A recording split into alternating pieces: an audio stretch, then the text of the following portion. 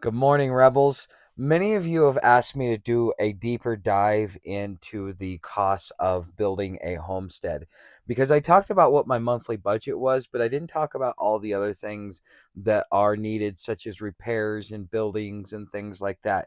So let's go into that a little bit today, and I'll talk to you a little bit about budgeting because when you come off grid, at first you think, okay, yes, I can live pretty cheaply, and yes, you can. Okay, and you can live meagerly with very little, even with a holy trailer or whatever it is that you may have. You can go and you can start that, but then you've also got to look at the cost of repairs. You're trying to get things that are inexpensive so that you don't have a huge overhead cost to be able to get into the property, because not only do you got to buy it, but you got to have some place to be able to live in it, especially if you don't have your own trailer. So that's something to consider and to think about. And what is the cost of maintaining a trailer? What is the cost of developing the property and things like that? And so I want to talk about some of the projects that I'm working on top of my budgeting. So let's go over my budgeting real quick. So my property payment is under 200 bucks a month. It takes me 2 months to go through a 275-gallon IBC tote for water for me and my dog, and for cooking and cleaning and laundry and dishes and taking showers and stuff like that. I live off of about 5 gallons a day, which I did a video on that as well. And then you also have propane, which is about 20 bucks a month to go fill the tank up. It's one of the big Rhino ones that you would get at Walmart for about $60 deposit. This is that size. It's like a 5 gallon tank. It generally lasts me about a month. But my monthly budget, just for my basic overhead, just so that I can keep going, is about $300 a month. So, what other costs and what other expenses do I have that go along with that? And so, think about this trailer. So, this trailer, I was able to get it for $750. So, the cost of transporting the trailer costs more than the actual trailer, which kind of sucked, but funny at the same time. It does happen. Be careful. Search around for a tow company if you cannot tow it yourself, because yeah, this one was really expensive. But anyways, the cost of this trailer just to repair the roof, it's $350 for everything that you need, because you don't want to just do it half-assed. Most people want to do it, just part of the way, or do it the hillbilly way and stuff like that. Well, it's not going to look nice. Two, you're going to be constantly doing repairs, and it's just, why not do it right the first time?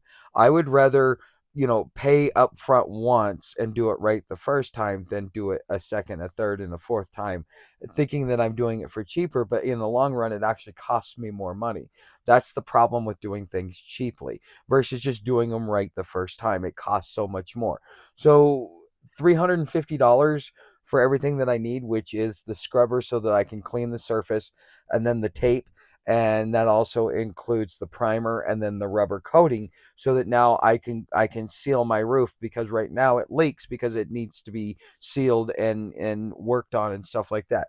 Also, if you're going to rebuild a trailer, if you're going to get a project trailer, you should be looking at anywhere between $2,000 and $3,000 over time to be able to completely rebuild it. That's at least for this trailer, because I need to, once I get the roof done, then I need to work on the outside, and then I need to work on the inside, and I think it'll probably cost me around $2,000 to $3,000 for something like that.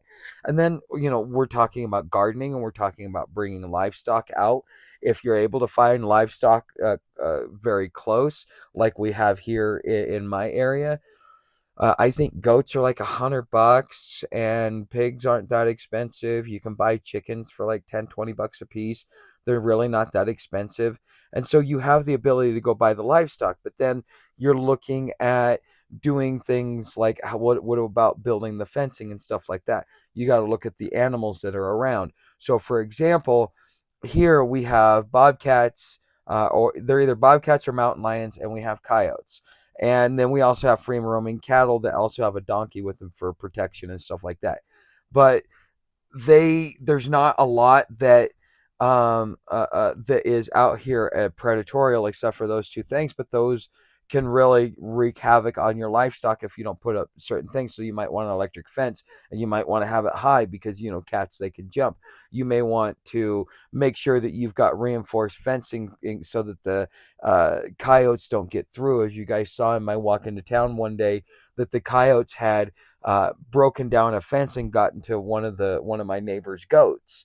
And so this is just something that happens out here that you need to be prepared for, and that means that you need to build things that are durable, but easy to replace also at the same time. And so, just to build a fence, you're looking at, a good grand or two. If you just want one all the way around your property, and that's if it's proper, if you've got it surveyed and you know where all the corner posts are. Otherwise, you may have to pay $900 to $3,000 to have that land surveyed, and so that you know where you can actually put your fence. And that's something to consider as well, even when you're looking at buying property. Is, can you find the corner posts? Nice thing about out here is I've been able to find all my corner posts. It just takes some time to be able to find it. You're not going to find them right off the bat because it takes a minute, and you kind of have to get into it. But that's just, some things to consider as far as incurred expenses. So you could probably, just to get your homestead up and running, even if you bought a piece of land on payments like you could through Stephanie at openairproperties.net. Her information's in the description. But if you were to do that, you would still probably, over the lifetime of repairs and building the basic infrastructure, you're looking at somewhere around $15,000 to $20,000, depending upon how resourceful you are, what the costs are, and a lot of these other things that you may have to consider. I hope that this helps you understand a lot of the different things, the projects that I'm working on. And if you guys would like to help me fund these projects, you can do it in a couple of ways. You can come on over to Patreon and be a recurring member. As I get funding for each of these projects, I have the ability to show it on camera so that you guys are investing in the content that you're watching. In the same way you pay $10 for a movie ticket, you're putting in funds to be able to help pay for the repairs in the same way you pay for a movie. Think of it like that. So come on over to Patreon. That's the best way to help. Otherwise, you can leave something in the super chat or super thanks. And once I get to the amount of money that I need to be able to do these things, then I will be doing them either live streams or full on videos so that you guys can participate, because this is um, user participation content. You've got user generated content. Now you have user participation content. And as you see, one of my subscribers, because we are rebels, has decided to send me these dice, and now they're going to be a permanent staple. Tell me if you like them down in the comments. Thanks for watching. I'll see you in the next one.